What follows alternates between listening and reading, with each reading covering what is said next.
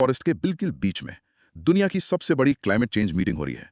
जिस जंगल को बचाने की बात है, सारे वर्ल्ड लीडर्स वहीं बैठे हैं प्लानिंग करने के लिए। कूल ना? ये है यूएनएफसीसी COP30 की कहानी।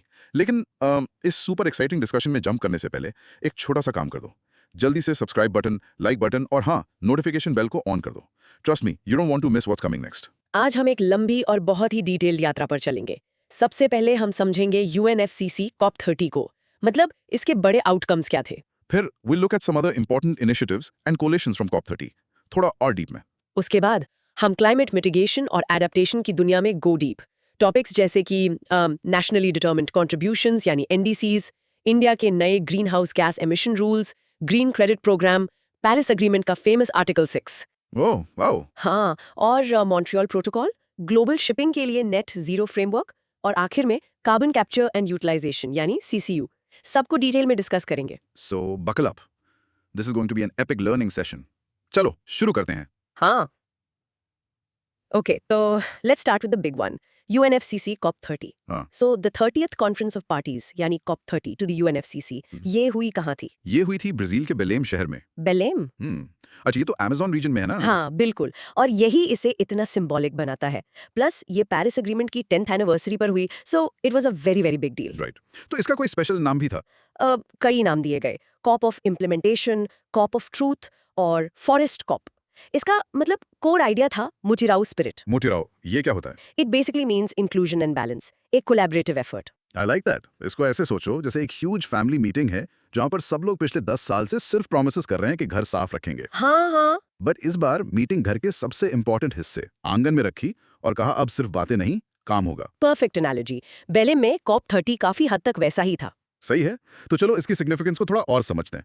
Obviously location was a big deal. Immense. ये सिर्फ एक और कॉप नहीं था, पेरिस एग्रीमेंट के 10 साल पूरे हो रहे थे और लोकेशन थी Amazon, the lungs of our planet. So the pressure was huge. और इसका बैकग्राउंड ऑफ कोर्स यूएनएफसीसी की रूट्स 1992 के रियो अर्थ समिट में है। राइट। और इसकी 2 सिस्टर कन्वेंशंस भी हैं, है ना? जी हाँ, UN Convention on Biological Diversity UNCBD और UN Convention to Combat Desertification UNCCD, याद रखना। ओके, तो इस बड़े इवेंट के मतलब कोर लॉजिक या की आउटकम्स क्या थे? सबसे बड़ा था द बेलम पैकेज। इसे 195 पार्टीज ने अडॉप्ट किया। इसमें just transition, adaptation finance, trade और टेक्नोलॉजी जैसे टॉपिक्स पर एग्रीमेंट्स थे। 195 पार्टीज, मतलब ऑलमोस्ट फुल कंसेंसस। हाँ, फिर आया इम्प्लीमेंटेशन वर्क प्रोग्राम, जिसे मुतीरानो डिसीजन भी कहते हैं। इसका गोल था 1.5 डिग्री सेल्सियस के टारगेट के लिए एम्बिशन बढ़ाना। अच्छा, और इसके बाद? इसके बाद द ग्लोबल इम्प्लीमेंटेशन एक्सेलरेटर। ये एक वॉलंटरी इनिशिएटिव है to help countries implement their NDCs and national adaptation plans. Okay, अब आते हैं उस चीज पर जिसमें मुझे सबसे ज्यादा इंटरेस्ट है, the tropical forest forever fund. हाँ, यस, ये $125 बिलियन का फंड है स्पेसिफिकली ट्रॉपिकल फॉरेस्ट्स के लिए। और इसका सबसे कूल फीचर क्या है? वो इंडिजिनस पीपल्स वाला, राइट? बिल्कुल, कम से कम 20% पैसा इंडिजिनस पीपल्स और लोकल कम्युनिटीज को डायरेक्ट जाएगा। The World Bank is the trustee. 20%? That's a game changer. Environment के साथ सोशल जस्टिस। एग्जैक्टली। इसके अलावा the Baku to Belem road map to 1.3T। 1.3T मतलब 1.3 ट्रिलियन। यस, इसका एम है न्यू कलेक्टिव क्वांटिफाइड गोल यानी NCQG के तहत $1.3 ट्रिलियन पर ईयर मोबिलाइज करना by 2035। Wow, that's a huge number. It is. फिर अडेप्टेशन के लिए global goal on adaptation GGA के अंडर एक मेजरमेंट फ्रेमवर्क अडॉप्ट किया गया। हेल्थ के लिए Belem health action plan launch हुआ। और एक चीज पहली बार हुई, आई थिंक, मिस इन्फॉर्मेशन से रिलेटेड। Correct. For the first time the declaration on information integrity on climate change को एजेंडे में शामिल किया गया to fight climate misinformation. तो इसका रियल वर्ल्ड इम्पैक्ट ये है कि कंट्रीज के पास अब क्लियर रोड मैप्स हैं, फाइनेंशियल टारगेट्स हैं।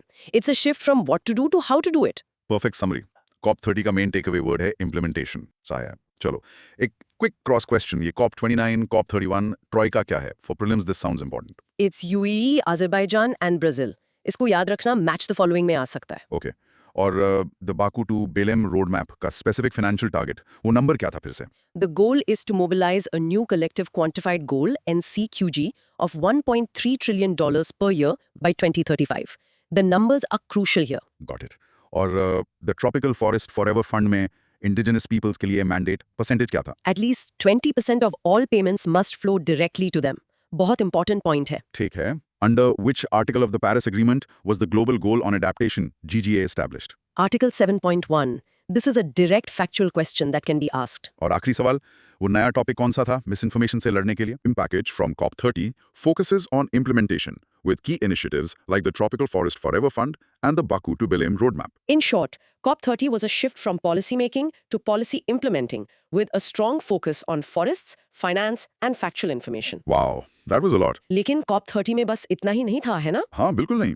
बियॉन्ड द मेन पैकेज बहुत सारे दूसरे क्रिटिकल इनिशिएटिव्स और फंड्स लॉन्च हुए जो स्पेसिफिक प्रॉब्लम्स को टारगेट करते हैं, जैसे वेदर डेटा, हेल्थ और अर्बन हीट। I see. अगर COP30 एक ब्लॉकबस्टर मूवी थी, तो ये आउटकम्स उसके इंपॉर्टेंट साइड प्लॉट्स हैं। सही कहा। मेन स्टोरी को सपोर्ट करते हैं और इसे और भी मीनिंगफुल बनाते हैं।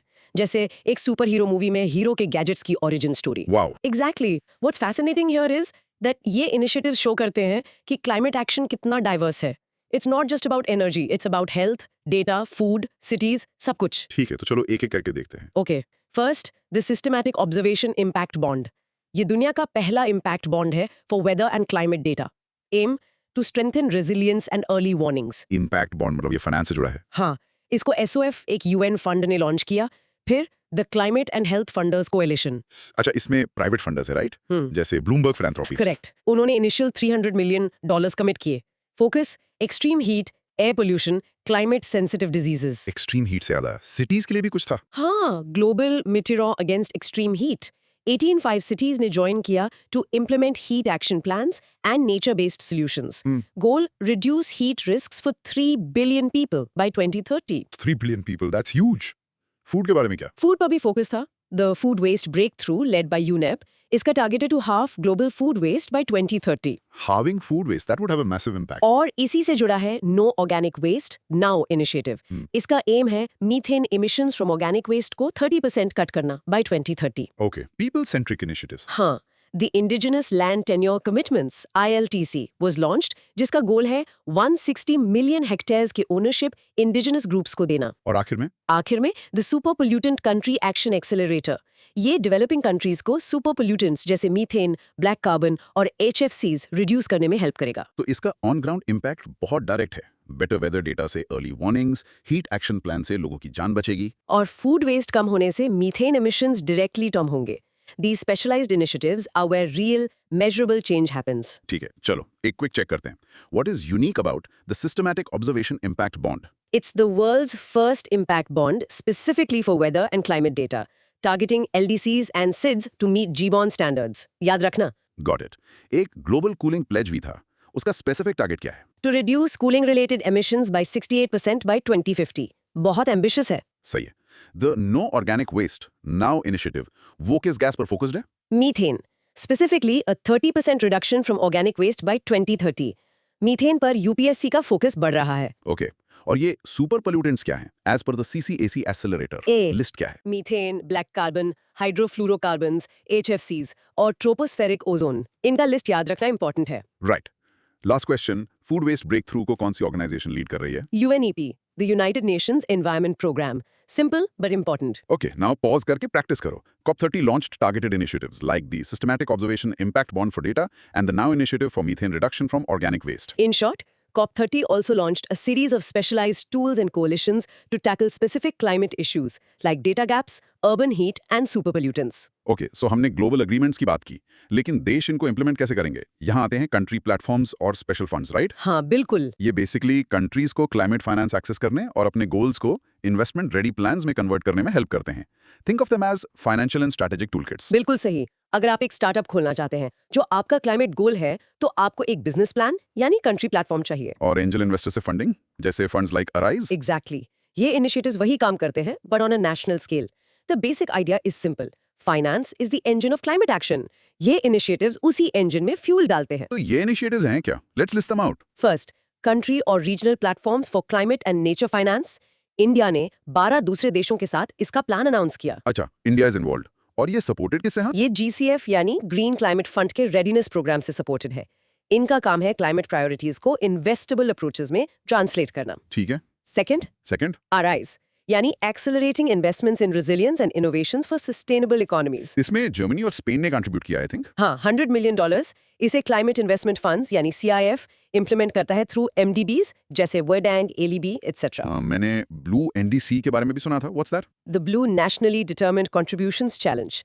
ब्राजील और फ्रांस ने लॉन्च किया। Simple call to action I guess. बहुत सिंपल, अपने एनडीसीज में ओशन को सेंट्रल रखो।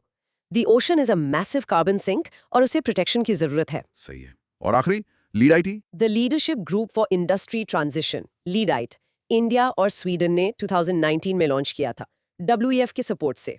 एम हाई एमिटिंग इंडस्ट्रीज से 2050 तक नेट जीरो एमिशंस अचीव करना। तो इसका रियल वर्ल्ड इम्पैक्ट ये हुआ कि कंट्री प्लेटफॉर्म्स इंडिया को GCF से फंडिंग लेने में हेल्प करेंगे। हाँ, ब्लू एनडीसी से मरीन इकोसिस्टम्स जैसे मैंग्रोव्स प्रोटेक्ट होंगे और लीडाइट से इंडिया की स्टील और सीमेंट इंडस्ट्री को डीकार्बनाइज करने का रोड मैप मिलेगा। Precisely.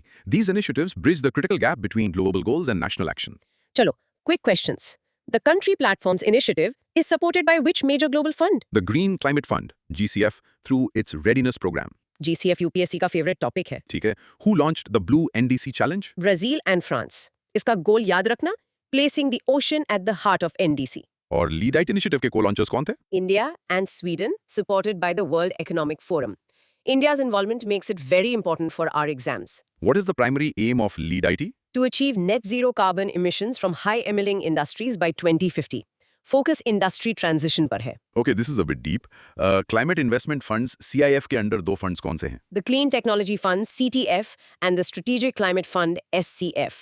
थोड़ा deep है, but good to know. Let's practice. Pause and say, India is part of the Lead IT initiative with Sweden and is also developing a country platform for climate finance with support from the GCF. In short, this set of initiatives provides the financial and strategic architecture for countries like India to turn climate promises into fundable on-the-ground projects. Right. Global scene set हो गया है, अब focus India पर लाते हैं। हर देश को Paris agreement के under कुछ प्रोमिसेस करने होते हैं। इन्हें कहते हैं नेशनली डिटर्मिन्ड कॉन्ट्रीब्यूशंस या NDCs। Correct. NDCs are basically National Climate Action Plans. Her country जो पेरिस एग्रीमेंट का पार्ट है, उसे हर 5 साल में अपने टारगेट्स आउटलाइन करने होते हैं कि वो एमिशंस कैसे रिड्यूस करेंगे। राइट। इंडिया ने अपना पहला NDC 2015 में सबमिट किया था और फिर 2022 में उसे अपडेट किया। जी हाँ। इसको ऐसे सोचो जैसे तुमने न्यू ईयर रेजोल्यूशन बनाया कि इस साल 10 kg वेट लॉस करोगे, ये हो गया तुम्हारा NDC। फिर तुमने प्लान बनाया 40% जंक फूड कम करोगे, ये है एमिशन इंटेंसिटी रिडक्शन। रोज 30 मिनट्स एक्सरसाइज करोगे, ये है रिन्यूएबल एनर्जी। और 5000 स्टेप्स चलोगे, ये हो गया carbon sink. Perfect analogy. India का NDC ऐसा ही एक नेशनल रेजोल्यूशन है। सही है। और इसका बैकग्राउंड ये है कि India's per capita emissions are historically low, but as a responsible global power India ने एम्बिशियस NDC सेट किए हैं। तो चलो इंडिया के अपडेटेड NDC फ्रॉम 2022 को देखते हैं। इसके 3 मेन टारगेट्स हैं, राइट? हाँ, target 1, reduce the emissions intensity of its GDP by 45% by 2030 from the 2005 level. 45%। और अहम बात 2005 लेवल से। करेक्ट। और इंडिया ने 2020 तक 36% ऑलरेडी अचीव कर लिया है। Wow, ahead of schedule. What's target 2? Target 2, achieve about 50% cumulative electric power installed capacity from non-fossil fuel-based energy resources by 2030. 50%। यहां भी हम आगे हैं, I believe. बहुत आगे। We achieved 51% in September 2025. Incredible. And target 3? Target 3, create an additional carbon sink of 2.5 to 3 billion tons of CO2 equivalent through additional forest and tree cover by 2030. ये target 2015 वाला ही है। राइट। और एक की addition था updated NDC में, life. Yes, lifestyle for environment. This is India's unique contribution, focusing on individual action. तो यही टारगेट्स हैं जो इंडिया में सोलर और विंड बूम को ड्राइव कर रहे हैं, EV पुश को और हमारे एफोरेस्टेशन प्रोग्राम्स को। बिल्कुल। India is not just meeting but exceeding some of its targets, showing a very strong commitment. Okay, let's test this. What is the new target for reducing emission intensity of GDP in India's updated NDC? It's 45% by 2030 from the 2005 level. The baseline year 2005 is very important to remember. Okay, और non-fossil fuel based electric power capacity का target? 50% by 2030. और good news ये है कि हमने 51% सितंबर 2025 में ही achieve कर लिया। अच्छा, ये पंचामृत कमिटमेंट से कैसे अलग है? थोड़ा कंफ्यूजन होता है। Good question. पंचामृत में टारगेट है 500 gigawatt non-fossil energy capacity by 2030. NDC में target percentage of total capacity है। So one is an absolute number, the other is a percentage. Subtle difference but important. Yes. India's net zero target year क्या है? 2070. ये भी पंचामृत का part है। Right. और आखिरी, which new concept was added as a key component in the updated NDC? Life. Lifestyle for environment. This is a potential question on India's unique approach. Let's practice. Pause and say, India's updated NDC aims for 45% emission intensity reduction and 50% non-fossil fuel power capacity by 2030 and includes the life movement. In short, India's NDCs are ambitious with a strong focus on energy transition and a unique emphasis on sustainable lifestyles. Target set करना एक बात है, और उन्हें legally enforce करना दूसरी।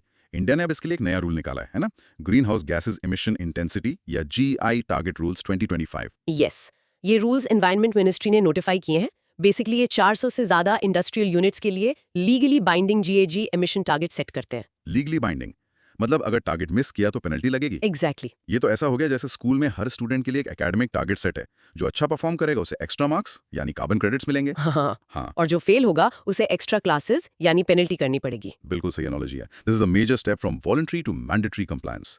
India के पास पहले से PAT स्कीम जैसे मैकेनिज्म्स थे एनर्जी एफिशिएंसी के लिए, बट ये रूल्स कार्बन इमिशंस को डायरेक्टली टारगेट करते हैं। किन सेक्टर्स के लिए है ये? इनिशियली 4 एनर्जी इंटेंसिव सेक्टर्स जैसे एल्यूमिनियम और सीमेंट के लिए था, बट बाद में 5 और सेक्टर्स ऐड हुए। और ये GEI है क्या? GEI stands for green house gas emission intensity. इसे मेजर करते हैं इन TCO2 इक्विवेलेंट आउटपुट। बेसिकली ये कार्बन एफिशिएंसी बताता है। ओके, तो कंप्लायंस कैसे काम करता है? जो ऑब्लिगेटेड एंटिटीज हैं उन्हें हर साल टारगेट मीट करना है। अगर शॉर्टफॉल है तो वो इंडियन कार्बन मार्केट यानी ICM से कार्बन क्रेडिट सर्टिफिकेट्स खरीद सकते हैं। और अगर नहीं किया तो? Central pollution control board CPCB उन पर एनवायरमेंटल कॉम्पेंसेशन लगाएगा, which is twice the average price of a carbon credit certificate. Double the price, that's a strong deterrent. और ये ICM इंडियन कार्बन मार्केट कब एस्टैब्लिश हुआ? ये एनर्जी कंजर्वेशन अमेंडमेंट एक्ट 2022 के under notify हुआ। ये एक intensity based baseline and credit system है। राइट, और इसमें स्कोप 1 और स्कोप 2 दोनों इमिशंस कवर्ड हैं। हाँ, दोनों। स्कोप 1 मतलब डायरेक्ट एमिशंस और स्कोप 2 मतलब indirect emissions from electricity consumption. This sounds like a game changer. इसे इंडस्ट्रीज को क्लीनर टेक अडॉप्ट करना ही पड़ेगा और एक रोबस्ट डोमेस्टिक कार्बन मार्केट बनेगा। Absolutely. It's a clear, legally backed path for industrial decarbonization in India. Okay, let me check if I got this right. GEI का full form क्या है and what does it measure? Greenhouse gases emission intensity. It measures GHG emitted per unit of output, basically carbon efficiency. ठीक है, what happens if an obligated entity fails to meet its GEI target? They can either purchase carbon credit certificates from the Indian carbon market ICM or face an environmental compensation penalty from CPCB. Which body is the administrator for the carbon credit trading scheme? तुम्हें confuse मत होना। Administrator, BEE, regulator, CERC. Got it. Which two scopes of emissions are covered? Scope 1 यानी direct emissions from fuel combustion और Scope 2 यानी indirect emissions from electricity heat consumption. Okay, BOR4 report के according India में सबसे ज्यादा emissions किस sector से हैं? The energy sector with 75.66%. इसके बाद एग्रीकल्चर है, ये ऑर्डर याद रखना। Okay, practice time. Pause and say.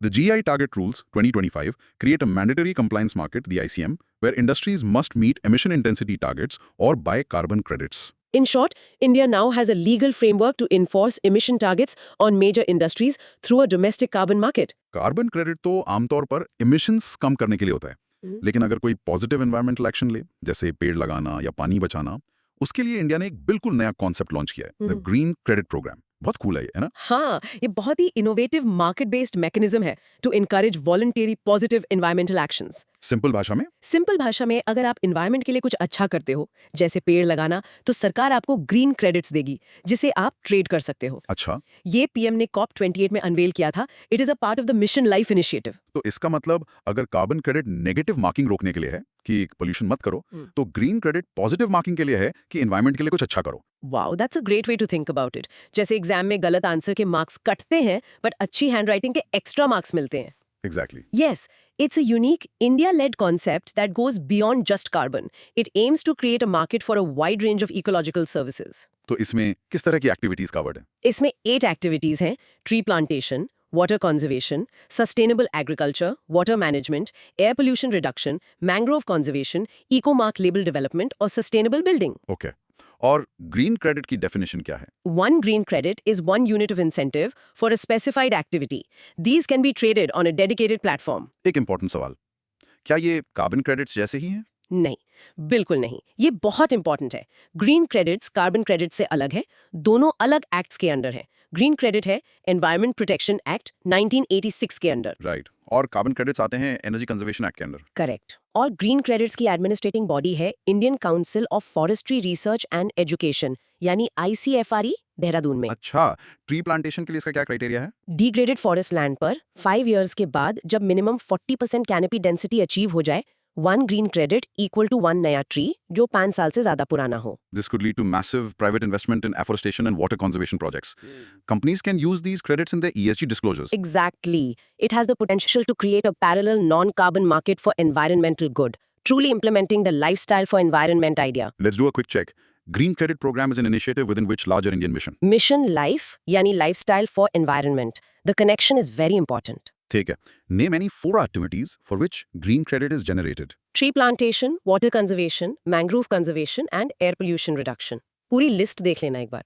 Who is the administering body for this program? ICFRE Dehradun, ये याद रखना जरूरी है। और green credits और carbon credits में key difference क्या है इंडिया में? वो अलग-अलग लॉज से गवर्नड है। Carbon credits under the energy conservation act और green credits under the environment protection act. और ग्रीन क्रेडिट्स पॉजिटिव एक्शंस को रिवॉर्ड करते हैं, नॉट जस्ट इमिशन रिडक्शन। सही है. ट्री प्लांटेशन के लिए ग्रीन क्रेडिट क्लेम करने का क्राइटेरिया क्या है? Minimum 40% canopy density achieved after 5 years on degraded forest land. And 1 credit is for 1 tree over 5 years old. चलो प्रैक्टिस करें. Pause and say. The Green Credit Program, administered by ICFRE, incentivizes activities like afforestation and water conservation under the Mission Life philosophy. In short, India has created a new market-based tool, green credits, to reward a wide range of positive environmental actions beyond just carbon reduction. हमने India के domestic carbon market की बात की, पर क्या countries आपस में carbon credit trade कर सकती हैं? बिल्कुल कर सकती हैं। और इसके रूल्स लिखे हैं पेरिस एग्रीमेंट के आर्टिकल 6 में. ये थोड़ा कॉम्प्लेक्स है, बट चलो इसको आसान बनाते हैं. हाँ, सो आर्टिकल 6 बेसिकली एक रूल बुक है जो कंट्रीज को आपस में वॉलंटरली कोऑपरेट करके अपने क्लाइमेट गोल्स यानी एनडीसीज अचीव करने देता है। इसके under international carbon markets establish होते हैं। एग्जाम्पल देकर समझाओ. ओके, इमेजिन कंट्री ए को 100 ट्रीज लगाने हैं पर उसके पास जगह नहीं है। कंट्री बी के पास बहुत जगह है पर पैसे नहीं। ठीक है. तो कंट्री ए कंट्री बी को पैसे देकर वहां 100 ट्रीज लगवा सकती है और इसका क्रेडिट ले सकती है। आर्टिकल 6 इस प्रोसेस को गवर्न करता है। तो ये इतना जरूरी क्यों है? इट्स क्रूशल क्योंकि ये मार्केट मैकेनिज्म्स यूज करके ओवरऑल मिटिगेशन कॉस्ट को कम कर सकता है, जिससे ज्यादा एम्बिशियस टारगेट्स पॉसिबल हो सकते हैं। Right. It's the successor to the Kyoto Protocol CDM, but better. Yes, with improvements.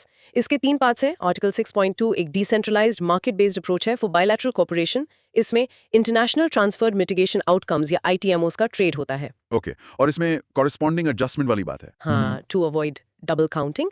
फिर है आर्टिकल 6.4, ये एक सेंट्रलाइज्ड अप्रोच है जिसे पेरिस एग्रीमेंट क्रेडिटिंग मैकेनिज्म यानी पैकम कहते हैं। ये एक ग्लोबल कार्बन मार्केट बनाता है। यही है CDM का सक्सेसर. करेक्ट। और आखिर में आर्टिकल 6.8 जो एक नॉन मार्केट बेस्ड अप्रोच है, इसमें डेवलपमेंट एड जैसी चीजें आती हैं। तो इसका मतलब इंडिया जैसे देश जहां एमिशन रिडक्शन प्रोजेक्ट्स की कॉस्ट कम है, वो आर्टिकल 6.4 के अंडर क्रेडिट्स जनरेट करके दूसरे देशों को बेच सकते हैं. और उससे उन्हें फाइनेंस मिलेगा। Exactly, it provides the framework for a new generation of international carbon markets. चलो, let's clarify. What is the key difference between article 6.2 and article 6.4? Article 6.2 decentralized और बायलैटरल है, मतलब कंट्री टू कंट्री और ITMOs से deal करता है। Article 6.4 एक centralised global mechanism है, पैकम, पुराने CDM की तरह। ठीक है. और आर्टिकल 6.2 के अंडर करस्पॉन्डिंग एडजस्टमेंट क्या होता है? ये एक अकाउंटिंग प्रैक्टिस है ताकि एक एमिशन रिडक्शन को सिर्फ एक बार गिना जाए। सेलिंग कंट्री अपने NDC को ऊपर एडजस्ट करती है और बाइंग कंट्री नीचे। This prevents double counting. Got it. Which mechanism under Article 6 is the successor to the Kyoto Protocol's clean development mechanism? Article 6.4 the Paris agreement crediting mechanism यानी पैकम। और क्या आर्टिकल 6 में कोई नॉन मार्केट अप्रोच भी है? Yes, Article 6.8. It focuses on cooperation through finance and technology transfer बिना emission reductions के trade के। और पेरिस एग्रीमेंट का अप्रोच क्योटो प्रोटोकॉल से अलग कैसे है पार्टिसिपेशन के मामले में? The Kyoto Protocol was limited to developed countries, यानी Annex I, for emission reduction commitments. The Paris Agreement is inclusive of all countries. Pause करके इसको बोलने की प्रैक्टिस करो. Article 6 of the Paris Agreement has 2 market mechanisms. 6.2 for bilateral trading of ITMOs and 6.4 for a global carbon market called PCM. In short, Article 6 sets the rules for international carbon trading, enabling countries to cooperate and achieve their NDCs more cost-effectively. Carbon dioxide के अलावा भी कुछ gases हैं जो climate के लिए खतरनाक हैं. इन्हें आमतौर पर ओजोन डिप्लीटिंग सब्सटेंसेस या ODS कहते हैं. हाँ, इनसे डील करने के लिए हमारे पास एक बहुत ही सक्सेसफुल ग्लोबल ट्रीटी है, द मॉन्ट्रियल प्रोटोकॉल. चलो इसकी सक्सेस स्टोरी देखते हैं. बिल्कुल। ये 1987 में साइन हुई एक लीगली बाइंडिंग ग्लोबल ट्रीटी है जिसका एम था ओजोन लेयर को डिप्लीट करने वाले सब्सटेंसेस जैसे क्लोरोफ्लोरोकार्बन्स यानी CFCs को फेज आउट करना, और ये जबरदस्त सक्सेसफुल रही है। एक छतरी वाला एग्जांपल है ना इसका. हाँ, इमेजिन हमारी अर्थ के ऊपर एक छतरी है, ओजोन लेयर, जो हमें हार्मफुल यूवी रेज से बचाती है। कुछ केमिकल्स उस छतरी में छेद कर रहे थे। और मॉन्ट्रियल प्रोटोकॉल ने सब देशों को मिलाकर उन केमिकल्स का प्रोडक्शन बंद करवाया। करेक्ट। और अब वो छतरी आराम से हील हो रही है। This is often called the most successful environmental agreement, right? हाँ, बिल्कुल। इसका गोल था ओडीएस जैसे सीएफसीज, हेलॉन्स, कार्बन टेट्राक्लोराइड को एलिमिनेट करना। और सक्सेस रेट देखो, लगभग 99% बैंड ओडीएस फेज आउट हो चुके हैं। 99%, दैट्स अमेजिंग। इसी की वजह से ओजोन लेयर 2040 तक 1980 वैल्यूज पर रिकवर हो जाएगी, अंटार्कटिक के ऊपर 2066 तक। लेकिन इसकी कहानी यहाँ खत्म नहीं होती। इसमें एक अमेंडमेंट हुआ था, किगाली अमेंडमेंट। हाँ, 2016 का किगाली अमेंडमेंट, ये बहुत इंपॉर्टेंट है। इस अमेंडमेंट ने हाइड्रोफ्लोरोकार्बन्स यानी एचएफसीज को फेज डाउन करने का टारगेट ऐड किया। राइट। और एचएफसीज ओजोन को डिप्लीट नहीं करते, लेकिन they are potent greenhouse gases. Precisely. तो एक ओजोन प्रोटेक्शन ट्रीटी अब एक क्लाइमेट एक्शन ट्रीटी बन गई। इंडिया का क्या रोल रहा है इसमें? इंडिया ने 2010 तक सीएफसीज और हेलोन्स फेज आउट कर दिए शेड्यूल से पहले। सो इस प्रोटोकॉल ने ना सिर्फ ओजोन लेयर को बचाया, बल्कि क्लाइमेट चेंज को मिटिगेट करने में भी बहुत बड़ा कंट्रीब्यूशन दिया है। ग्रेट। चलो, कुछ quick questions. The Montreal protocol was implemented under which convention? The Vienna convention for the protection of the ozone layer, adopted in 1985. Okay, what is the primary purpose of the Kigali Amendment to the Montreal Protocol? To phase down the production and consumption of hydrofluorocarbons, HFCs, जो potent greenhouse gases हैं, but ODS नहीं है। ये एक very frequent question है। तो clear करने के लिए HFCs ओजोन डिप्लीटिंग सब्सटेंस है या नहीं? Expected year क्या है? अराउंड 2066 और जनरली 2040 तक तो 1980 लेवल्स। और इंडिया ने CFCs कब तक phase out किया? By 2010, which was ahead of the Montreal Protocol schedule. Just practicing this. Pause and repeat. The Montreal Protocol successfully phased out ODS, and its Kigali Amendment now targets HFCs, which are powerful greenhouse gases. In short, the Montreal Protocol is the world's most successful environmental treaty, which saved the ozone layer and now, through the Kigali Amendment, also fights climate change. Industries और energy sectors की बात तो हो गई, but what about the massive ships that carry goods across the world? वो भी तो pollution करते हैं। उनके लिए क्या प्लान है? उनके लिए भी प्लान है। चलो देखते हैं net zero framework for global shipping. Okay. International Maritime Organization यानी आईएमओ ने ग्लोबल शिपिंग इंडस्ट्री के लिए एक नेट जीरो फ्रेमवर्क अप्रूव किया है। इसका एम है शिपिंग से होने वाले जीएचजी एमिशंस को 2050 तक नेट जीरो करना। That's huge. हमारे फोन से लेकर हमारे क्लोथ्स तक सब कुछ शिप्स से आता है। ये शिप्स एक तरह से ओशन के ट्रक्स हैं। सही कहा। जैसे सड़क पर ट्रक्स के लिए एमिशन नॉर्म्स हैं, भारत स्टेज वीआई, वैसे ही अब समुद्र में इन शिप्स के लिए आईएमओ ने नेट जीरो फ्रेमवर्क बनाया है। Exactly. Shipping global GHG emissions का लगभग 3% कंट्रीब्यूट करता है।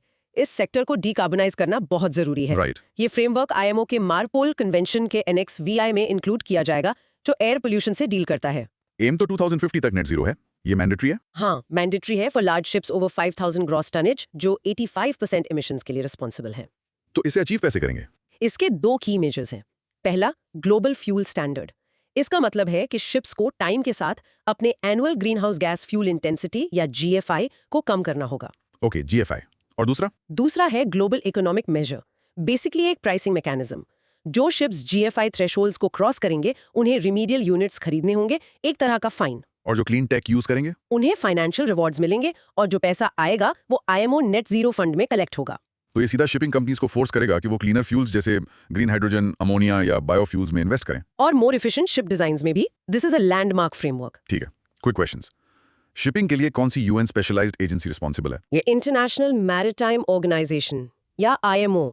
इसका हेडक्वार्टर्स लंदन में है। The net zero framework MARPOL convention के किस अनेक्स में इंक्लूड किया जाएगा? Annex V, which deals with the prevention of air pollution from ships. और इस फ्रेमवर्क के दो मेन कंप्लायंस मेजर्स क्या हैं?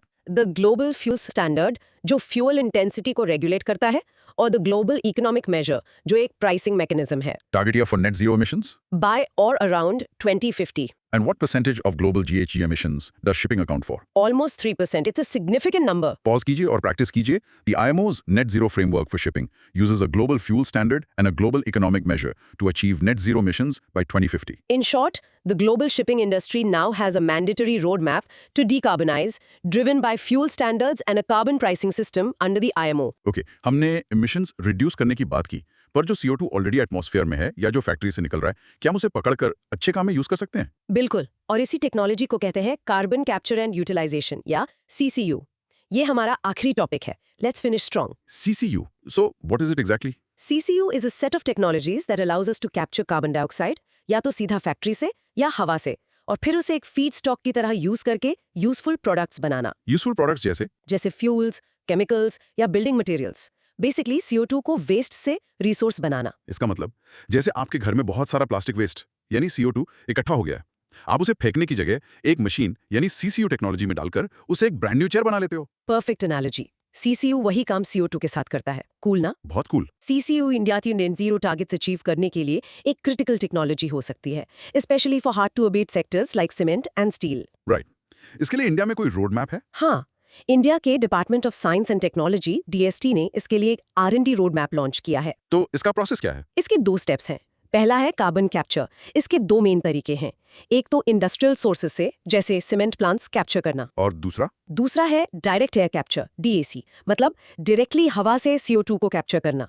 ये ज्यादा डिफिकल्ट और एक्सपेंसिव है। ओके, कैप्चर कर लिया। अब यूटिलाइजेशन कैसे होगा? यूटिलाइजेशन के 2 पाथवेज हैं। एक है डायरेक्ट यूटिलाइजेशन, जैसे एनहांस्ड ऑयल रिकवरी EOR में ऑयल गैस एक्सट्रैक्शन बढ़ाने के लिए। और दूसरा? दूसरा है CO2 प्रोडक्ट्स, मतलब CO2 को कन्वर्ट करना।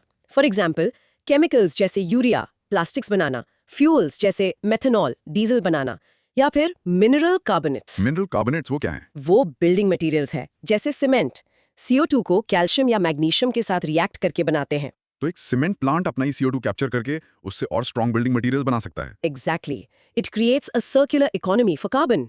So while still an emerging field, CCU offers a promising pathway to decarbonize heavy industries. और ये इंडिया की नेट जीरो की जर्नी में एक की पार्ट होगा। चलो इस पे कुछ सवाल। What are the two main methods of carbon capture? Capturing from industrial point sources, जैसे factories, and direct air capture, यानी DAC, from the atmosphere. What is enhanced oil recovery EOR? It's a method of direct utilization, जहां CO2 को oil या gas reservoirs में inject करके extraction को boost करते हैं। ठीक है। Name one fuel that can be produced from captured CO2. Methanol.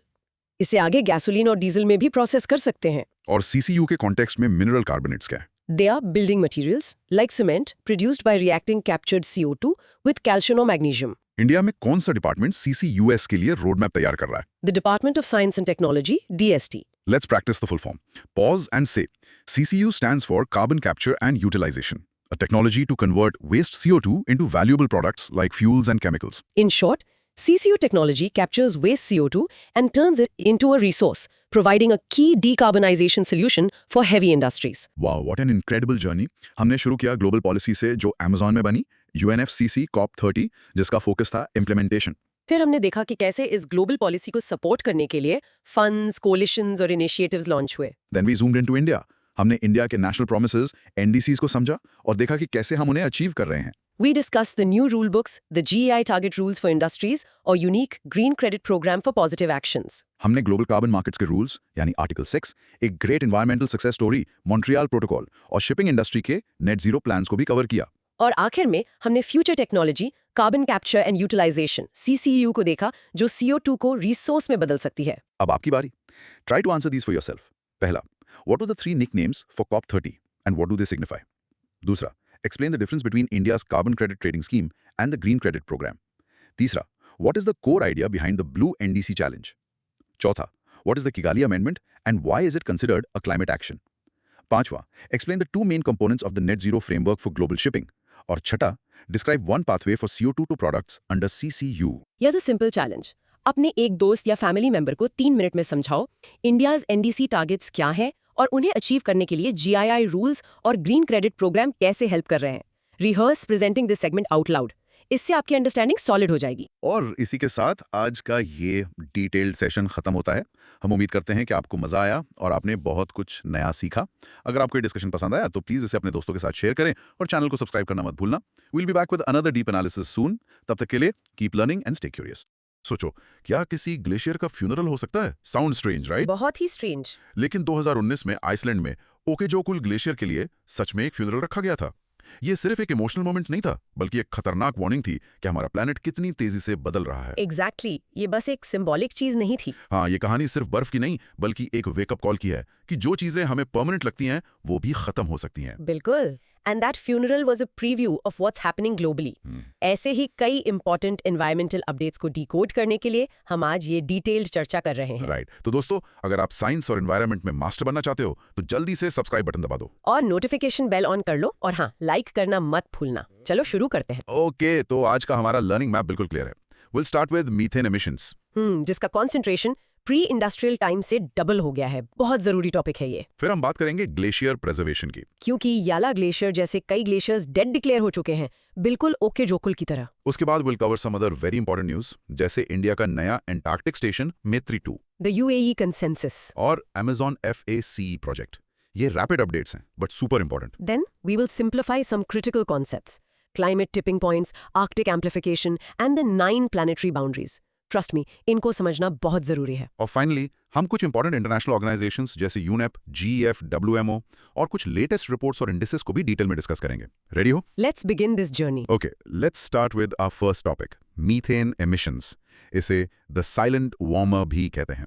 बिल्कुल। तो आसान भाषा में समझें तो what exactly is methane?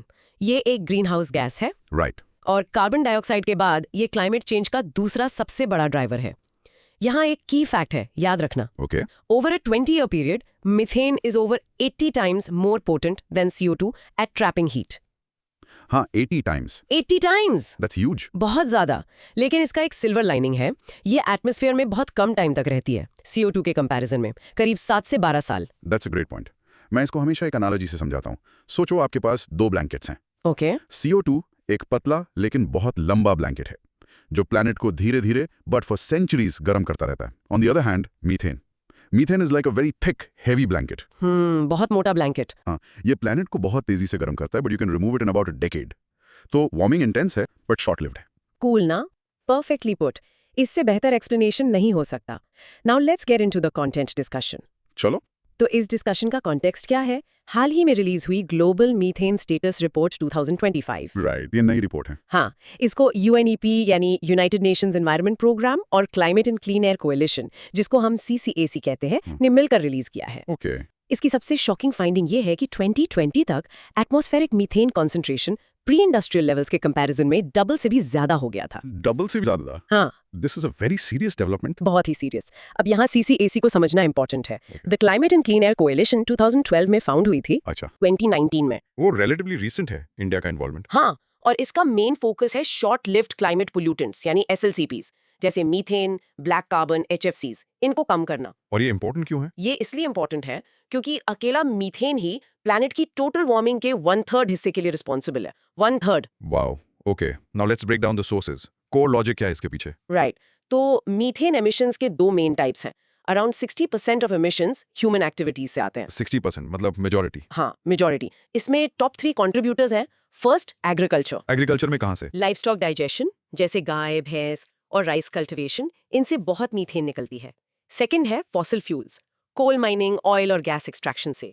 और थर्ड, लैंडफिल वेस्ट, जब हमारा कचरा डिकम्पोज होता है। Okay, agriculture, fossil fuels and waste, got it. बाकी 40% एमिशंस आते हैं नेचुरल प्रोसेसेस से। इसमें वेटलैंड्स सबसे बड़ा नेचुरल सोर्स है। ओह, इंटरेस्टिंग। एक और इंटरेस्टिंग सोर्स है ग्लेशियल फ्रैकिंग। एक सेकंड, ग्लेशियल फ्रैकिंग ये क्या होता है एग्जैक्टली? जब ग्लेशियर्स पिघलते हैं तो उनके नीचे सदियों से फंसी हुई मीथेन रिलीज हो जाती है, उसको कहते हैं glacial fracking. Okay, that's a new one. अब इसका रियल वर्ल्ड इंपैक्ट क्या है, स्पेशली इंडिया के कॉन्टेक्स्ट में? India's position is critical here. India दुनिया का 3rd लार्जेस्ट मीथेन एमिटर है। 3rd लार्जेस्ट, चाइना और US के बाद, राइट? हाँ, बिल्कुल। हमारे सोर्सेज में एग्रीकल्चर एक बहुत बड़ा फैक्टर है, बट एक प्राइमरी ड्राइवर स्टबल बर्निंग भी है।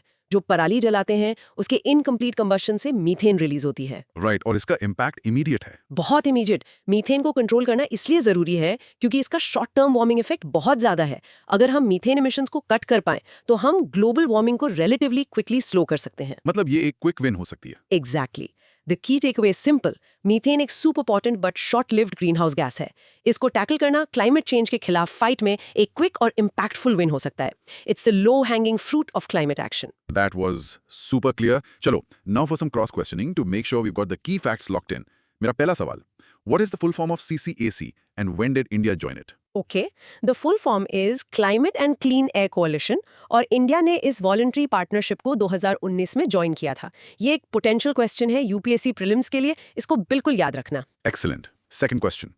Over a 20-year period, how much more potent is methane compared to CO2? It is over 80 times more potent. ये नंबर इसके इमीडिएट इम्पैक्ट को समझने के लिए बहुत जरूरी है। Got it. Can you name the top 2 human activity-based sources of methane emissions? The top 2 है एग्रीकल्चर स्पेसिफिकली फ्रॉम लाइवस्टॉक और राइस पैडीज, और दूसरा है fossil fuel industry. Perfect. Who released the Global Methane Status Report 2025? ये एक collaborative effort था UNEP, United Nations Environment Programme और CCAC का। और मेरा आखिरी सवाल इस टॉपिक पर, What is the primary driver of methane emissions in India, जैसा कि हमारे सोर्सेज में बताया गया है? सोर्सेज स्टबल बर्निंग को एक प्राइमरी ड्राइवर बताते हैं एग्रीकल्चर के साथ साथ। Fantastic. Now for everyone listening, let's do a quick practice cue. Pause and practice saying this sentence out loud. Methane is over 80 times more potent than CO2 over 20 years, and India is the third largest emitter with stubble burning as a key driver. और एक quick mini recap. In short, methane is a super potent but short-lived GHG, and controlling it is a crucial short-term strategy against global warming. हमने अभी methane जैसे invisible threat की बात की, आप चलते हैं उस थ्रेट के सबसे विजिबल नतीजे पर, the melting crowns of our earth. Topic 2, glacier preservation. Yes, तो what is glacier preservation? Simply put, ये उन सारे efforts को कहते हैं जिससे हम अर्थ के ग्लेशियर्स को पिघलने से बचा सकें, क्योंकि ये हमारे primary source of fresh water है और क्रूशल क्लाइमेट रेगुलेटर्स भी। मैं इनको हमेशा प्लैनेट के नेचुरल वाटर टावर्स कहता हूँ। इन टावर्स में पानी आइस की फॉर्म में लॉक्ड है। सही बात है। अगर ये टावर्स पिघल गए तो दो चीजें होंगी, नीचे रहने वाले लोगों के लिए पानी का सीवियर क्राइसिस हो जाएगा, and all that extra water will cause the sea level to rise. It's a double whammy. Absolutely. Now for the detailed discussion. इसका इंट्रोडक्शन। Context क्या है? The latest shocking news comes from Nepal. वहां के याला glacier को recently dead declare कर दिया गया। Dead declare कर दिया। हाँ, ये 1970 से अब तक 66% श्रिंक हो चुका था, and this is not an isolated incident. Switzerland का पिजोल ग्लेशियर 2019 में और यूएस का क्लार्क ग्लेशियर 2020 में इनको भी डेड डिक्लेयर किया जा चुका है। और हमने शुरू में आइसलैंड के ऑक्चोकुल ग्लेशियर के फ्यूनरल की बात की थी। हाँ, 2019 में। वो एक सिंबॉलिक मोमेंट था जिसने इस क्राइसिस को दुनिया के सामने लाकर रखा। अब ये यहाँ एक चीज आती है, डेथ ऑफ अ ग्लेशियर, ये टर्म। अजीब है, और ये एक साइंटिफिक टर्म भी नहीं है, but it's used when a glacier इतना छोटा और पतला हो जाता है कि वो अपने ही वेट से मूव नहीं कर पाता। मतलब वो बहना बंद कर देता है। Exactly. Basically, it ceases to be a glacier and becomes just a patch of ice. It loses its defining characteristic flow. Okay, that makes sense. तो इसके कोर लॉजिक, मतलब इसके कॉन्सिक्वेंसेस क्या हैं? The consequences of this glacier loss are massive and interconnected. Number 1, reduced albedo effect. Albedo effect, मतलब reflection वाली property. हाँ, glaciers white होते हैं और हाईली रिफ्लेक्टिव। वो एक जाइंट मिरर की तरह काम करते हैं, सनलाइट को स्पेस में रिफ्लेक्ट करके। कम ग्लेशियर्स का मतलब है ज्यादा डार्क ओशन या लैंड सरफेस एक्सपोज होना। जो ज्यादा हीट अब्सॉर्ब करेगा। बिल्कुल, और इससे एक विशियस फीडबैक लूप बनता है। Warming melts ice, less ice means more warming. ये तो बहुत डेंजरस साइकिल है। सेकेंड कॉन्सिक्वेंस, सी लेवल राइज। 2001 से अब तक पिघलते हुए ग्लेशियर्स ने ग्लोबल सी लेवल को लगभग 2 सेंटीमीटर्स तक बढ़ा दिया है। 2 सेंटीमीटर सुनने में छोटा लगता है। छोटा लगता है, but it represents trillions of tons of water. Wow. Third, fresh water loss. ये बहुत बड़ा इशू है। अर्थ का ऑलमोस्ट 3/4 फ्रेश वाटर ग्लेशियर्स और आइस शीट्स में स्टोर्ड है। सही बात है। हिमालय से लेकर एंडीज तक बिलियंस ऑफ लोगों के लिए ग्लेशियर्स ही ड्रिंकिंग वाटर इरिगेशन का प्राइमरी सोर्स है। और आखिरी कॉन्सिक्वेंस? फोर्थ है इंक्रीज्ड रिस्क्स। जैसे जैसे ग्लेशियर्स पिघलते हैं, वो अपने किनारों पर बड़े अनस्टेबल लेक्स बनाते हैं। अच्छा। ये अचानक फट सकते हैं, जिससे नीचे के इलाकों में catastrophic glacial lake outburst floods GOLOFs आ सकती हैं। एवलांचेस का खतरा भी बढ़ जाता है। इसका रियल वर्ल्ड इंपैक्ट इंडिया पर क्या है? Let's bring this home to India. Himalayan glaciers unprecedented rate से पिघल रहे हैं। इसका सीधा असर गंगा, ब्रह्मपुत्र और इंडस जैसी नदियों के फ्लो पर पड़ता है, जो करोड़ों लोगों को सपोर्ट करती हैं। हाँ, शॉर्ट टर्म में पिघलने से शायद पानी का फ्लो बढ़ जाए, लेकिन लॉन्ग टर्म में it could lead to severe water shortages. ये तो बहुत ही गंभीर बात है।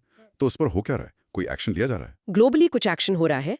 यूएन ने 2025 को international year of glaciers preservation declare किया है, और मार्च 21 अब वर्ल्ड डे फॉर ग्लेशियर्स होगा। That's a good step. और इंडिया के इनिशिएटिव्स? इंडिया की भी अपने इनिशिएटिव्स हैं। एक है ICSICR, ये इंडिया और स्विस साइंटिस्ट का एक कोलैबोरेशन है हिमालयाज में, और दूसरा हमारा पहला high altitude climate research station नथा टॉप जम्मू एंड कश्मीर में बनाया गया है। चलो, ये अच्छी खबर है। पर कंक्लूजन क्लियर है, glaciers are not just ice, they are a lifelines, and protecting them is a collective responsibility. That's a powerful summary. Time for a quick cross-questioning round. First, which Nepalese glacier was recently declared dead? That would be the याला glacier. ये 1970 से 66% shrink हो चुका है। Perfect. Can you state 2 major consequences of glacier loss? The two most significant ones are the reduced albedo effect, जो warming को accelerate करता है, और दूसरा the direct threat of rising sea levels. Right. The UN has declared which year as the International Year of Glaciers Preservation? The year 2025 has been designated for this crucial cause. और India का पहला high altitude climate research station कहाँ है? It is located at Natha Top in Jammu and Kashmir. ये station WMO के global atmospheric watch programme से भी affiliated है। Last one for this topic. The ICR Crunch Initiative is a collaboration between which two countries? It is a scientific collaboration between India and Switzerland, जो north western Himalayas पर focus कर रहा है। Excellent recall. Okay, दोस्तों, let's practice this. Pause for a moment and say this line. Glacial loss reduces Earth's albedo, causes sea level rise, and increases the risk of geoloss, making preservation efforts in 2025 critical. And here's the mini recap. In short, glaciers are vital for Earth's climate and water supply, and their rapid melting requires urgent global and national action. All right, now for a rapid fire round of some other very important news. ये section newspaper के headline जैसा है, quick, important और to the point. हाँ, और हर news एक puzzle का piece है जो हमें एनवायरनमेंट का बिगर पिक्चर समझने में हेल्प करेगा। Let's start with the first piece of news. Maitri 2. Yes, ये इंडिया के साइंटिफिक एम्बिशंस के लिए बहुत बड़ी खबर है। यूनियन फाइनेंस मिनिस्ट्री ने Maitri 2 को अप्रूवल दे दिया है। और ये है क्या? ये ईस्टर्न एंटार्क्टिका में इंडिया का नया रिसर्च स्टेशन होगा। 2029 तक ऑपरेशनल हो जाएगा। और सबसे कूल बात, क्या? ये एक ग्रीन रिसर्च बेस होगा, पूरी तरह से सोलर और विंड एनर्जी पर चलेगा। That's amazing. हाँ, ये इंडिया का 4th रिसर्च बेस होगा ओवरऑल। करंटली हमारे 2 ऑपरेशनल स्टेशंस हैं एंटार्क्टिका में, मैत्री और भारती। और एक decommission भी था ना? हाँ, हमारा पहला स्टेशन दक्षिण गंगोत्री डीकमीशन हो चुका है और आर्कटिक में भी हमारा एक स्टेशन है, नाम है हिमाद्री। ओके, तो क्विक क्रॉस क्वेश्चन. मैत्री आई इंडिया का कौन सा रिसर्च बेस होगा अंटार्कटिका में? ये 3rd ऑपरेशनल बेस होगा, लेकिन ओवरऑल 4th, क्योंकि दक्षिण गंगोत्री अब फंक्शनल नहीं है। और इंडिया के आर्कटिक रिसर्च स्टेशन का नाम क्या है? उसका नाम है हिमाद्री। ये नॉर्वे के स्वालबार्ड आर्किपेलागो में है। Great. Practicing. Maitri 2 is India's upcoming green research station in Antarctica, expanding our polar research footprint. Mini recap. India is expanding its polar research footprint with a clear focus on sustainability. Next news item. Global Reporting Initiative, GRI. यहाँ क्या update है? GRI ने एक नया tool launch किया है। इसका नाम है Integrity Matters Checklist. Integrity Matters Checklist. ये करता क्या है? ये एक UN endorsed फ्रेमवर्क है। बेसिकली ये कॉर्पोरेट क्लाइमेट डिस्क्लोजर्स को UN के नेट जीरो स्टैंडर्ड्स के साथ अलाइन करने के लिए डिजाइन किया गया है। आसान भाषा में? ये चेक करता है कि कोई कंपनी जो क्लाइमेट प्रोमिसेस कर रही है वो सच में जेन्युइन है या सिर्फ ग्रीन वॉशिंग है। समझ गया। A very important tool. बहुत। GRI खुद 1997 में एस्टैब्लिश हुआ था। ये एक इंटरनेशनल नॉन प्रॉफिट है जो सस्टेनेबिलिटी रिपोर्टिंग के स्टैंडर्ड सेट करती है across economic, environmental and social impacts, जिसे हम ESG कहते हैं। Cross question. What is the name of the new framework launched by GRI? It's called the Integrity Matters Checklist. And GRI standards enable reporting on which 3 kinds of impacts? They cover economic, environmental, and social (ESG) impacts. Got it. Practice saying.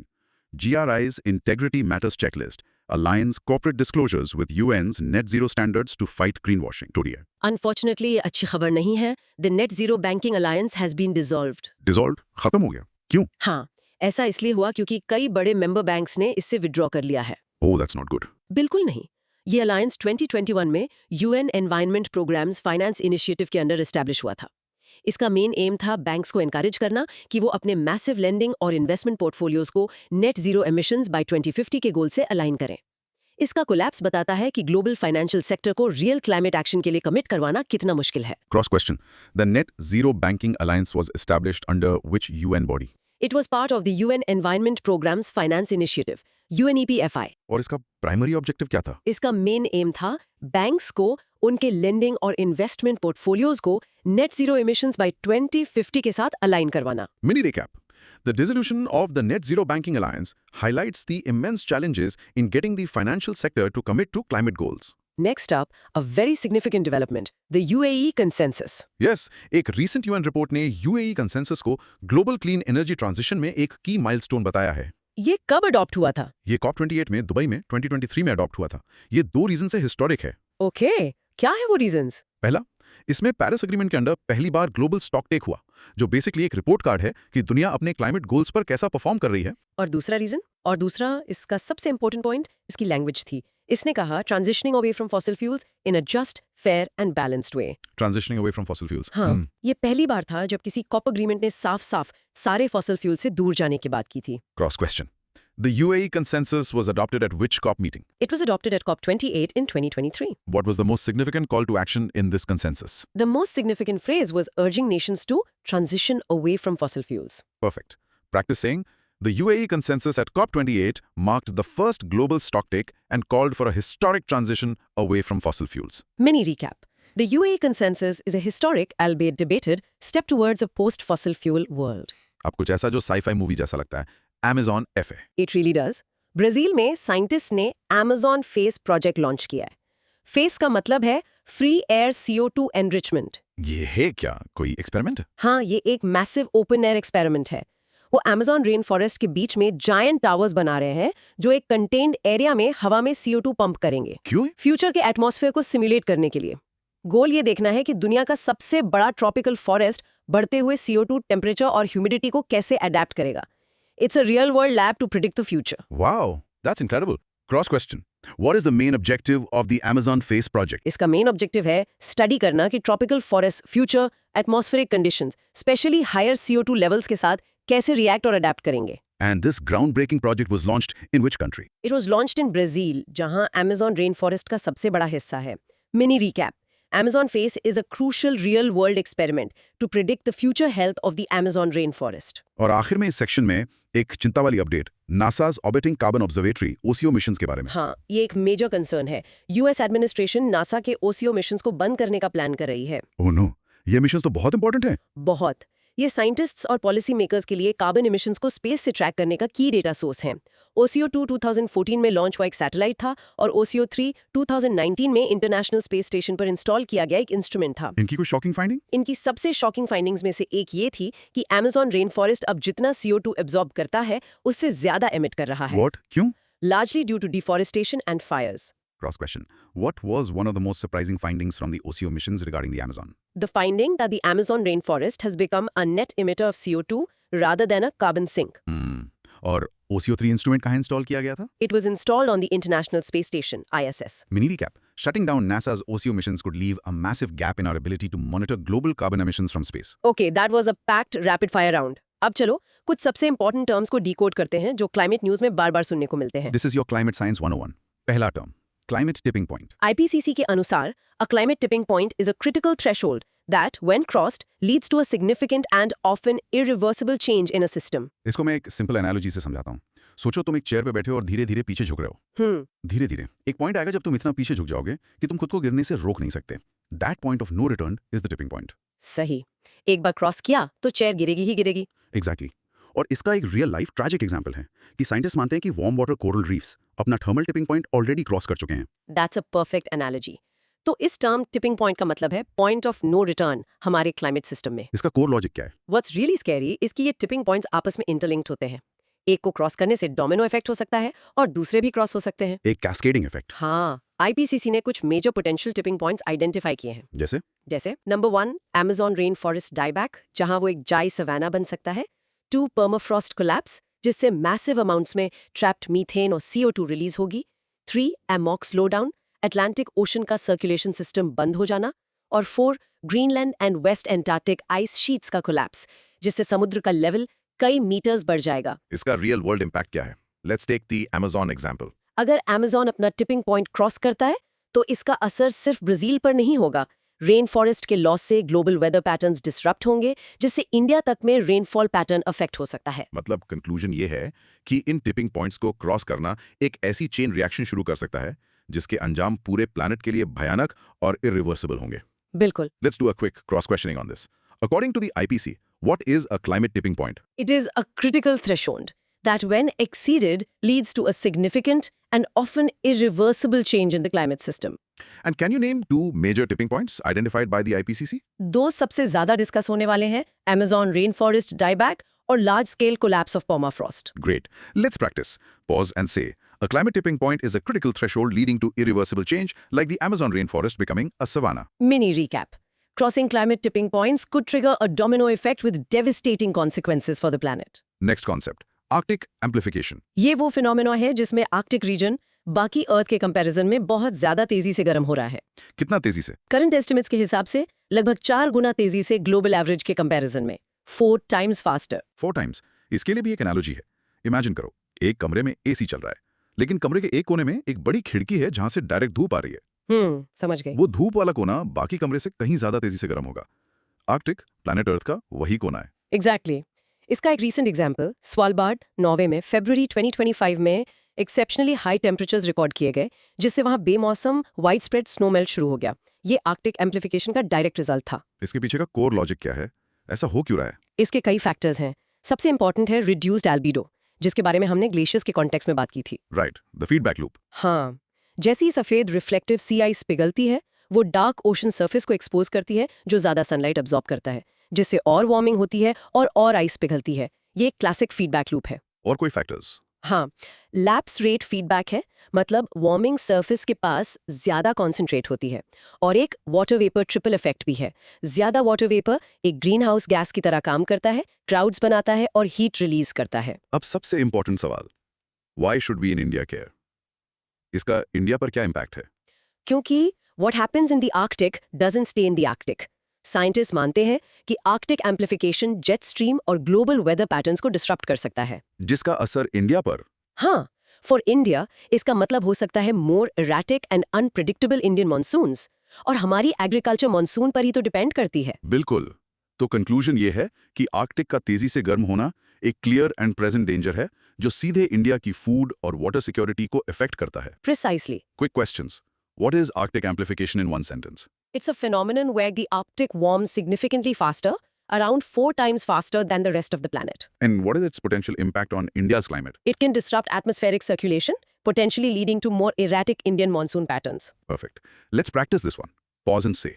Arctic amplification is the rapid warming of the Arctic, driven by the reduced albedo feedback loop, and it can disrupt India's monsoon. Mini recap. What happens in the Arctic doesn't stay in the Arctic. It affects global climate, including India's monsoon. Final concept for this section. Planetary boundaries. ये एक framework है जो 9 ecological thresholds को identify करता है। Idea ये है कि जब तक ह्यूमैनिटी इन 9 बाउंड्रीज के अंदर रहती है, तब तक हमारे पास एग्जिस्ट करने और थ्राइव करने के लिए एक सेफ ऑपरेटिंग स्पेस है। इसको एक कार चलाने जैसा समझो। आपके पास स्पीडोमीटर है, स्पीड लिमिट, फ्यूल गेज है, fuel level, engine temperature gauge है। ये आपकी बाउंड्रीज हैं। ठीक है। अगर आप इन्हें क्रॉस करते हो, बहुत तेज चलाते हो, फ्यूल खत्म हो जाता है या इंजन ओवरहीट हो जाता है, तो एक्सीडेंट या ब्रेकडाउन का रिस्क है। The planetary boundaries are the safety dashboard for planet earth. That's a brilliant way to explain it. हाँ। इस पर latest update planetary health check 2025 report से आई है, Potsdam Institute for Climate Impact Research PIK से। और खबर अच्छी नहीं है।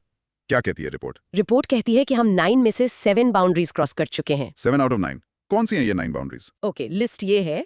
1 climate change, 2 biosphere integrity biodiversity loss, 3 land system change deforestation, 4 fresh water change, 5 biogeochemical flows nitrogen phosphorus cycles, 6 novel entities chemical plastic pollution, 7 ocean acidification, 8 atmospheric aerosol loading and 9 stratospheric ozone depletion.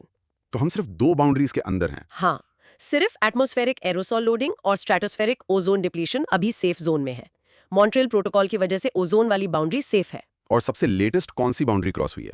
The newest boundary to be crossed for the first time, according to the latest report, is ocean acidification. ये तो बहुत ही चिंता की बात है। हाँ, the conclusion is we are pushing Earth's life support systems to their absolute limits. In boundaries को transgress करने से large scale, abrupt और irreversible environmental changes का risk बहुत बढ़ जाता है। Let's lock this in with some questions. How many planetary boundaries are there in total? There are a total of 9 planetary boundaries. And according to the 2025 report, how many of those have we already transgressed or crossed? We have now transgressed 7 out of the 9 boundaries, which is a deeply alarming number. Right. Practice saying this important fact. We have transgressed 7 out of 9 planetary boundaries, threatening the safe operating space for humanity, with ocean acidification being the latest to cross. Mini recap. We are pushing Earth's vital systems to their limits, creating a major risk for the future of our civilization. So we've seen the problems and the concepts. सवाल यह है कि इन warnings पर नजर कौन रख रहा है? यहाँ आती हैं कुछ ग्लोबल संस्थाएं. Let's meet the global guardians, starting with the United Nations Environment Program, UNEP. Right, तो यूनेप की जेनेसिस हुई 1972 में UN conference on the human environment के बाद। इसका हेडक्वार्टर्स है नायरोबी, केन्या में। ये सिग्निफिकेंट है क्योंकि बहुत कम UN बॉडीज ग्लोबल साउथ में हेडक्वार्टर्ड हैं। बिल्कुल, इसमें 193 UN मेंबर स्टेट्स हैं, इंडिया भी, और इसकी फंडिंग मेनली वॉलंटरी कंट्रीब्यूशन से आती है। इसका रोल क्या है? यूनेप का रोल बहुत बड़ा है। ये कई मेजर एनवायरमेंटल कन्वेंशंस की सेक्रेटेरिएट की तरह काम करता है, जैसे साइट्स इंडेंजर्ड स्पीशीज के लिए convention on migratory species CMS, Minamata convention on mercury, Stockholm convention POPs पर और बेसल कन्वेंशन हैजरस वेस्ट पर। और ये रिपोर्ट्स भी निकालता है? हाँ, ये कुछ सबसे इंपॉर्टेंट एनुअल रिपोर्ट्स निकालता है जो ग्लोबल एनवायरमेंटल एजेंडा सेट करती हैं, जैसे emission gap report, adaptation gap report, और जैसा हमने डिस्कस किया an eye on methane. Cross question. Where is the headquarters of UNEP located? It is in Nairobi, Kenya. And which organization publishes the highly influential Emission Gap Report? That is published by UNEP. Mini recap. UNEP is the leading global authority on the environment, setting the agenda and promoting cooperation. Next up, the financial engine, the Global Environment Facility. Okay. GEF ये क्या है? The GEF एक international financial mechanism है. Basically ये developing countries को environmental goals achieve करने के लिए पैसा देता है. It's the world's largest multilateral fund dedicated to the environment. ये कब बना था? ये 1992 में एस्टैब्लिश हुआ था रियो अर्थ समिट के दौरान. इसका रोल बहुत स्पेसिफिक है, राइट? हाँ, बहुत स्पेसिफिक. ये 5 मेजर इंटरनेशनल कन्वेंशंस के लिए ऑफिशियल फाइनेंशियल मैकेनिज्म का काम करता है. ये बहुत इंपॉर्टेंट पॉइंट है. कौन सी 5 conventions? Number 1, UNFCCC, climate change. 2, UNCBD, biodiversity. 3, UNCCD, desertification. 4, the Minamata Convention, mercury. And 5, the Stockholm Convention, persistent organic pollutants, या POPs. Cross question. When was the GEF established? It was established in 1992 during the landmark Rio Earth Summit. Perfect. Can you name any 3 of the 5 conventions for which the GEF is the financial mechanism? Yes, the 3 big ones are the UNFCCC, climate change, UNCBD, biodiversity, and the UNCCD, desertification. Mini recap. GEF is the financial engine that powers global environmental action in developing countries. अब बात करते हैं global weather authority की. The World Meteorological Organization. WMO? ये UN की specialised agency है meteorology के लिए, मतलब वेदर और क्लाइमेट. साथ ही ऑपरेशनल हाइड्रोलॉजी और रिलेटेड जियोफिजिकल साइंसेज के लिए भी. ये 1950 में एस्टैब्लिश हुई थी. हेडक्वार्टर्स है जिनीवा, स्विट्जरलैंड में. और इंडिया इसका मेंबर है? हाँ, इसके 193 मेंबर स्टेट्स हैं इंक्लूडिंग इंडिया. WMO हमेशा न्यूज में रहता है. जैसे? इसके ग्रीन हाउस गैस बुलेटिन ने हाल ही में बताया कि एटमॉस्फेरिक CO2 लेवल्स एक नए हाई पर पहुंच गए हैं 423.9 पार्ट्स पर मिलियन ppm 2024 में. और WMO ने ही ऑफिशियली 2024 को warmest year on record declare किया था. Quick question. Where is the WMO headquartered? In Geneva, Switzerland. And according to the WMO's Greenhouse Gas Bulletin, what was the approximate CO2 level in 2024? It reached a record 423.9 ppm. Mini recap. WMO is the authoritative voice on weather, climate, and water, providing the critical data our planet depends on. Finally, let's quickly go through 4 important reports and indices that are often in the news. Okay, a quick round. पहला, the state and trends of carbon pricing 2025. इसे release करता है world bank group. इसका की idea है carbon pricing, जो GHG emissions पे एक फाइनेंशियल कॉस्ट लगाता है. इसके 3 मेन इंस्ट्रूमेंट्स हैं: emissions trading systems ETS, carbon taxes और carbon crediting mechanisms. Second, the energy transition index ETI 2025. इसे रिलीज करता है वर्ल्ड इकोनॉमिक फोरम WEF. ये कंट्रीज को उनके एनर्जी ट्रांजिशन प्रोग्रेस पे रैंक करता है. स्वीडन फर्स्ट है. इंडिया की रैंक 63 से गिर के 71 2025 हो गई है. Oh, we slipped. Third, the climate risk index 2026. इसे एक German think tank German watch publish करता है. ये फ्यूचर रिस्क नहीं, बल्कि ये रैंक करता है कि पास में कौन से देश एक्सट्रीम वेदर इवेंट्स से सबसे ज्यादा प्रभावित हुए हैं. और fourth and last. Fourth, the climate change performance index 2026. इसे German watch, the new climate institute and can मिलकर पब्लिश करते हैं. ये 63 देशों की क्लाइमेट परफॉर्मेंस कंपेयर करता है. इंटरेस्टिंगली, इसकी टॉप 3 रैंक्स हमेशा खाली रहती हैं. खाली? क्यों? क्योंकि कोई भी देश पेरिस एग्रीमेंट के गोल्स को पूरा करने के लिए सफिशिएंट काम नहीं कर रहा है. डेनमार्क फोर्थ है, इंडिया की रैंक है 23rd. हम हाई परफॉर्मर से मीडियम परफॉर्मर बन गए हैं. Last set of questions. In the Energy Transition Index 2025, what is India's rank? India's rank is 71. And who publishes the Climate Change Performance Index, CCPI? It's a joint effort by German Watch, the New Climate Institute, and the Climate Action Network, CAN. Mini recap.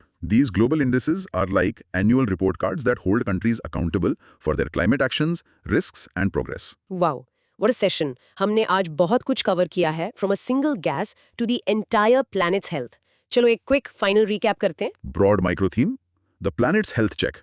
Key issues and global responses. बिल्कुल. First, हमने methane emissions को समझा और जाना कि ये एक potent but short-lived gas है और इंडिया इसका 3rd लार्जेस्ट एमिटर है. फिर हमने याला जैसे डेड ग्लेशियर्स की सैड रियलिटी देखी हमारी ग्लेशियर प्रिजर्वेशन की चर्चा में, और इंडिया के आइस क्रंच जैसे पॉजिटिव स्टेप्स को भी देखा. हाँ. फिर हमें इंपॉर्टेंट न्यूज पर रैपिड अपडेट्स मिले, इंडिया के नए ग्रीन बेस मैत्री 2 से लेकर हिस्टोरिक UAE कंसेंसस तक.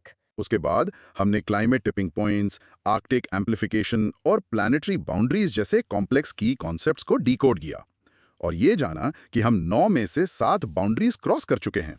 फाइनली हम ग्लोबल गार्डियंस जैसे UNEP, GEF और WMO से मिले और ETI और CCPI जैसे इंपॉर्टेंट रिपोर्ट कार्ड्स पर नजर डाली. Basically we've connected the dots.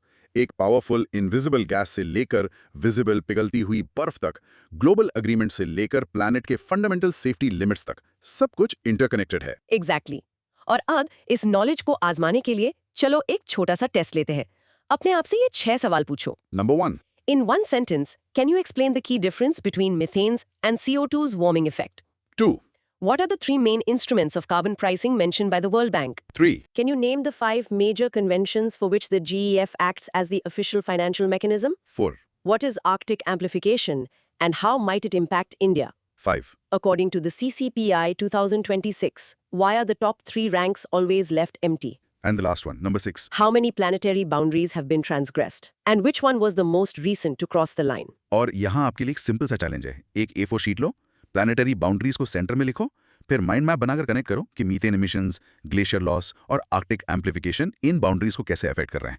एक फैंटास्टिक रिवीजन एक्सरसाइज होगी। बहुत अच्छा आइडिया है। वी होप ये डीप और डिटेल चर्चा आपके लिए सुपर यूजफुल रही होगी। नॉलेज को एब्जॉर्ब करना एक जर्नी है और आपने आज एक बड़ा कदम उठाया है। अगर आपको मजा आया और आपने कुछ नया सीखा तो हमारे चैनल को जरूर शेयर करो अपने दोस्तों के साथ। Keep your curiosity alive. हम मिलेंगे जल्द ही एक और इन डेप्थ चर्चा के साथ। तब तक के लिए keep learning and stay awesome. Hello दोस्त, वेलकम बैक।